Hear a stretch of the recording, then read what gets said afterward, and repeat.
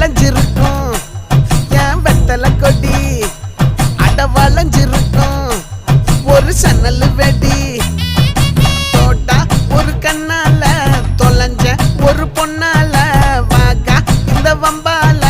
வல விரிச்சிட வந்தாளே பார்த்து வளைச்ச தேக்கு உன் பட்ட உடம்பு சோக்கு என்ன குத்தும் குறும்பு மூக்கு கொஞ்சம் ஓய்வை கொடுத்து தாக்கு என்னடி சித்திரமே இங்க நீ பத்திரமே சொல்லுடி கட்டளை எத்தனை நான் செய்வேன்